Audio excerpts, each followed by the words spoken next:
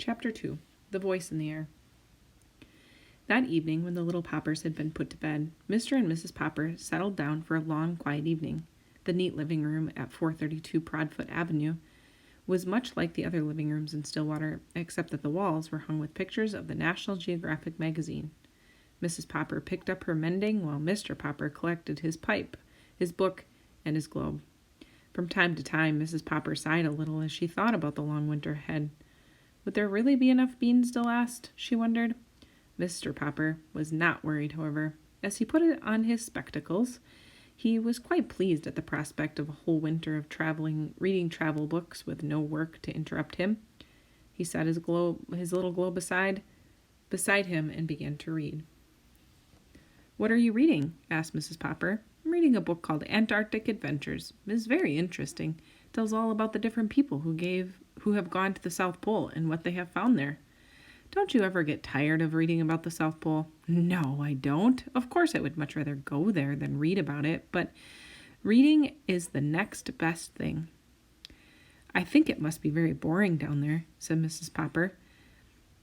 "It sounds very dull and cold, with all that ice and snow." "Oh, no," answered Mr. Popper. "You wouldn't think it was dull if you had gone with me to see the movies of the Drake expedition at the Bijou last year." "Well, I didn't, and I don't think any of us will have any money for movies now," answered Mrs. Popper a little sharply. She was not at all a disagreeable woman, but she sometimes got rather cross when she was worried about money. "If you had gone, my love," went on Mr. Popper, "you would have seen how beautiful the Antarctic is. I think the nicest part of all is the penguins. No wonder all the men on that expedition had such a good time playing with them. They are the funniest birds in the world. They don't fly like other birds. They walk erect like little men. When they get tired of walking, they just lie down on their stomachs and slide. It'd be very nice to have one for a pet." "Pets?" said Mrs. Popper. "First it's Bill wanting a dog and then Janie begging for a kitten. Now you and penguins?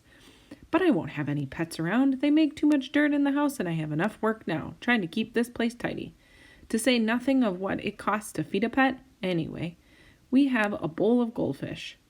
"Penguins are very intelligent," continued Mr. Popper. "Listen to this, Mama. It says here that when they want to catch some shrimps, they all crowd around over the edge of the ice bank. Only they don't just jump in because a sea leopard might be waiting to eat the penguins. So they crowd and push until they manage to shove one penguin off to see if it's safe. I mean, if he doesn't get eaten up. The rest of them know it's safe for them all to jump in." "Dear me," said Mrs. Popper in a shocked tone. "They sound to me like pretty heathen birds." "It's a queer thing," said Mr. Popper, "that all the polar bears live at the North Pole and all the penguins at the South Pole. I should think that penguins would like the North Pole, too, if they only knew how to get there." At 10 o'clock, Mrs. Popper yawned and laid down her mending. "Well, you can go on reading about those heathen birds, but I'm going to bed. Tomorrow is Thursday, September 30th, and I have to go to the first meeting of the Ladies' Aid and Missionary Society." "September 30th?" said Mr. Popper in an excited tone. "You don't mean that tonight is Wednesday, September 29th? "Why, yes, I suppose it is. But what of it?" Mr. Popper put down his book of the Antarctic Adventures and moved hastily to the radio. "What of it?" he repeated, pushing the switch. "Why, this is the night of Drake Antarctic Expedition is going to start broadcasting." "That's nothing, Mrs. Popper," said Mrs. Popper. "Just a lot of men at the bottom of the world saying, 'Hello, Mama, hello, Papa.'" "Shh," commanded Mr. Popper, laying his ear close to the radio. There was a buzz, and then suddenly, from the South Pole, a faint voice floated out into the Popper living room. "This is Admiral Drake speaking. Hello, Mama. Hello, Papa. Hello, Mr. Popper." "Gracious goodness!" exclaimed Mrs. Popper. "Did he say Papa or Popper?" "Hello, Mr. Popper, up there in Stillwater. Thanks for your nice letter about the pictures of our last expedition. Watch for an answer, but not by letter. Mr. Popper, watch for a surprise. Signing off." "Signing off? You wrote Admiral Drake?" "Yes, I did," Mr. Popper admitted. "I wrote and told him how funny I thought the penguins were." "Well, I never," said Mrs. Popper, very much impressed. Mr. Popper picked up his little globe and found the Antarctic. And to think, he spoke to me all the way from there. and he even mentioned my name. Mama, what do you suppose he means by a surprise?" "I haven't any idea," answered Mrs. Popper. "But I'm going to bed. I don't want to be late for the Ladies' Aid and Missionary Society meeting tomorrow." Chapter 3. Out of the Antarctic. What with the excitement of having the great Admiral Drake speak to him over the radio and his curiosity about Admiral's message to him, Mr. Popper did not sleep very well. That night. He did not see how he could possibly wait to find what the Admiral meant. When morning came, he was almost sorry that he had nowhere to go, no houses to paint, no rooms to paper. It would have helped to pass the time. "Would you like the living room papered over?" he asked Mrs. Popper. "I have quite a lot of paper, number 88, left over from the mayor's house." "I would not," said Mrs. Popper firmly. "The paper on now is plenty good enough. I am going to the first meeting of the Ladies' Aid and Missionary Society today, and I don't want any mess around to clean up when I get home." "Very well, my love," said Mr. Popper meekly, and he settled down with his pipe, his globe, and his book of the Antarctic adventures.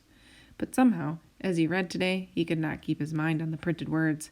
His thoughts kept straying away to Admiral Drake. What could he have meant by the surprise from Mr. Popper? Fortunately for his peace of mind, he did not have so very long to wait. That afternoon, while Mrs. Popper was still away at her meeting, and Janie and Bill had not yet come home from school, there was a loud ring at the front door. "I suppose it is just the postman. I won't bother to answer it," he said to himself. The bell rang again, a little louder this time. Grumbling to himself, Mr. Popper went to the door. It was not the postman who stood there. It was an expressman with the largest box Mr. Popper had ever seen. "Party by the name of Popper live here?" "That's me." "Well, here's a package that's come air express all the way from Antarctica. Some journey, I'll say." Mr. Popper signed the receipt and examined the box. It was covered all over with markings. "Unpack at once," said one. "Keep cool," said another. He noticed that the box was punched here and there with air holes. You can imagine that once he had the box inside the house, Mr. Popper lost no time in getting the screwdriver, for by this time, of course, he had guessed that it was the surprise from Admiral Drake. He had succeeded in removing the outer boards and part of the packing, which was a layer of dry ice, when from the depths of the packing case he suddenly heard a faint "ork." His heart stood still. Surely he had heard that sound before at the Drake expedition movies. His hands were trembling so that he could scarcely lift off the last of the wrappings. There was not the slightest doubt about it. It was a penguin! Mr. Popper was speechless with delight. But the penguin was not speechless. "Ork," it said again, and this time it held out its flippers and jumped over the packing debris. It was a stout little fellow, about 2.5 feet high, although it was about the size of a small child. It looked much like a little gentleman, with its smooth white waistcoat in front and its long black tailcoat dragging a little behind. Its eyes were set in 2 white circles in its black head. It turned its head from one side to the other, as first with one eye and then the other. It examined Mr. Popper. Mr. Popper had read that penguins are extremely curious, and he soon found that this was true. For stepping out, the visitor began to inspect the house. Down the hall it went and into the bedrooms, with its strange, pompous little strut. When it, or he, Mr. Popper had already begun to think of it as a he, got to the bathroom, it looked around with a pleased expression on its face. Perhaps, thought Mr. Popper, all that wild white tiling reminds him of the ice and the snow at the South Pole. Poor thing. Maybe he's thirsty. Carefully, Mr. Popper began to fill the bathtub with cold water. This was a little difficult because the inquisitive bird kept reaching over and trying to bite the faucets with its sharp red beak. Finally, however, he succeeded in getting the tub all filled. Since the penguin kept looking over, Mr. Popper picked it up and dropped it in. The penguin seemed not to mind. "Anyway, you're not shy," said Mr. Popper. "I guess you've got sort of used to playing around with those explorers at the pole." When he thought the penguin had had enough of the bath, he drew out the stopper. He was just wondering what to do next when Janie and Bill burst in from school. "Papa," they shouted together in the bathroom door. "What is it?" "It's a South Pole penguin sent to me by Admiral Drake." "Look," said Bill, "it's marching." The delighted penguin was indeed marching. With the little pleased nods of his handsome black head, he was parading up and down the inside of the bathtub. Sometimes he seemed to be counting the steps it took. 6 steps for the length, 2 steps for the width. 6 steps for the length again, and 2 more for the width. For such a big bird, he takes awfully small steps, said Bill. And look how his little black coat drags behind. It almost looks as if it were too big for him, said Janey. But the penguin was tired of marching. This time, when it got to the end of the tub, it decided to jump the slippery curve. Then it turned and with an outstretched flippers tobogganed down on its white stomach. They could see that those flippers, which were black on the outside like little sleeves of a tailcoat, were white underneath. Gook, gook, said the penguin, trying its new game again and again. What's his name, Papa?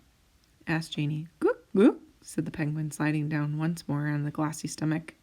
Sounds something like Cook, said Mr. Popper. Why, that's it, of course. We'll call him Cook. Captain Cook.